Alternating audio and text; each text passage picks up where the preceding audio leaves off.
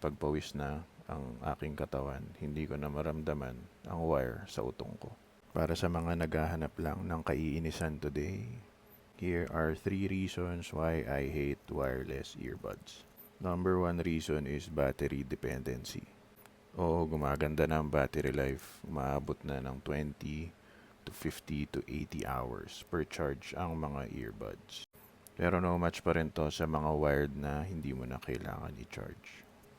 Reason number 2, connection and reliability issues. Alam ko, nag-improve na sila, pero minsan, syempre, lalo na sa mga budget offerings tulad nitong Gujodoc, ay meron pa rin konting latency at lag depende sa pinapanood mo or sa phone na gamit mo. Reason number 3, they feel disposable. So para sa akin, para silang mga disposable na laruan.